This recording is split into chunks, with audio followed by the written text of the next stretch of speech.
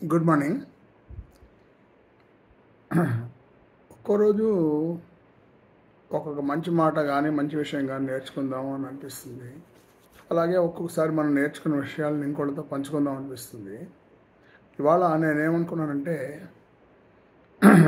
నా ఎక్స్పీరియన్స్లో ఎన్నో మనం పుస్తకాలు చదువుతుంటాం, ఎన్నో సామెతలు వింటాం, ఎన్నో విషయాలు తెలుసుకుంటాం.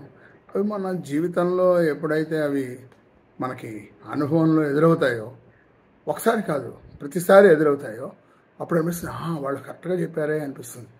ఆ కరెక్ట్గా చెప్పారే అని అనిపించడమే సెల్ఫ్ రియలైజేషన్ అంటాను. ఎందుకంటే ఇప్పుడు మనకి మన ఋషులు కానీ మన పెద్దలు కానీ ఎన్నో విషయాలు చెప్పారు, కానీ అన్నీ మనం పాటిస్తున్నాం అంటే పాటించట్లేదు. మరి పాటించినప్పుడు ఆ విజ్ఞానం, ఆ యొక్క నాలెడ్జ్ యొక్క ఉపయోగం ఏంటంటే ఉపయోగం ఏమి ఉండదు.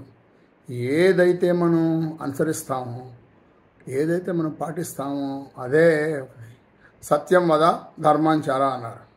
సత్యం వద అంటే వధ కాదు, వద అంటే చెప్పడం. సో సత్యం చెప్పాలి, ధర్మాంచర అంటే ధర్మంలో చరించాలంటే నడవాలని, చెరపడ్డం అని కాదు. మరి ఈ చిన్న విషయం తెలియనప్పుడు ఎవరైనా పాటిస్తారా అని అనుకోవడం మన తెలివి తక్కువ అవుతుంది. వాడికి అర్థమేది లేనప్పుడు వాడు పాటించడం ఉండదు, మాటే లేదు.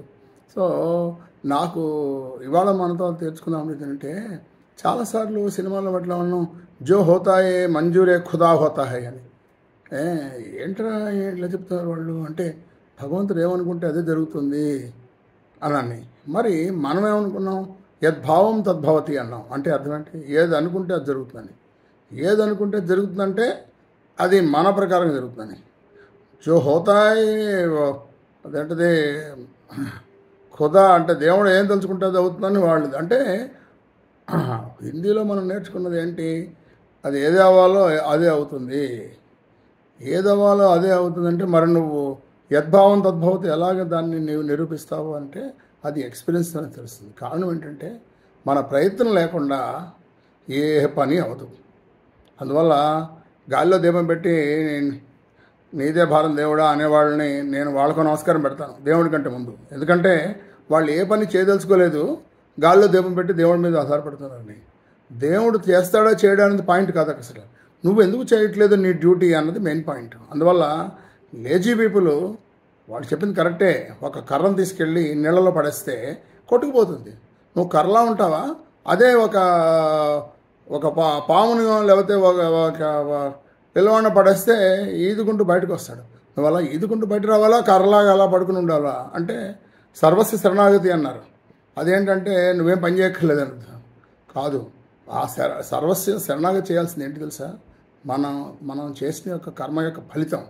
కర్మని త్యాగం చేయడం అని భగవంతుడు ఎప్పుడు చెప్పలేదు. అందుకనే నిరగ్ని నచక్రియ నసన్యాసి అన్నారు. అంటే 3 నోలు చెప్పాడు భగవద్గీతలో కృష్ణుడు. నువ్వు అగ్ని మానేసి, క్రియ అంటే పని మానేస్తే నువ్వు సన్యాసి అవరా అంటే, సన్యాసత్వం అంటే ఏంటంటే అవన్నీ వదిలేసేయడం అన్నది. అంటే నీ డ్యూటీ కూడా వదిలేస్తున్నావు అనమాట. అందువల్ల భగవంతుడు కృష్ణుడు చెప్పింది ఏంటంటే కర్మయోగం వదిలిపెట్టడం లేదు, నువ్వు చేయాలి, కానీ వదిలిపెట్టాలి. ఏది వదిలిపెట్టాలి, కర్మ యొక్క ఫలం వదిలిపెట్టాలి.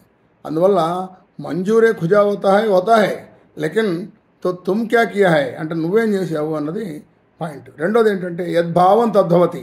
నేను ఎలాగో పరీక్ష తప్పుతాను అనుకుంటే తప్పుతావు. నేను పరీక్ష ఎట్టి పరిస్థితుల్లోనే పాస్ అవ్వాలి అనుకుని కష్టపడి చదివితే పాస్ అవుతావు. సో అందువల్ల అది తప్ప ఇది తప్ప అనుకోవడం కంటే కూడా నీకు ఏది కావాలో దాని ప్రకారంగా చేయడం అనేది నాకు తెలుసున్న ఇది. అంతేకాదు ఎక్స్పీరియన్స్ కూడాను. పర్వాలేదులే మనం ఏదో ఇలా చేస్తే అవుతుంది అని అనుకున్న పని ఎప్పుడే అవ్వదు. అలాగే ఇది అవుతుందా అని మనకి కాన్ఫిడెన్స్ లేకుండా మొదలు పెడితే అసలే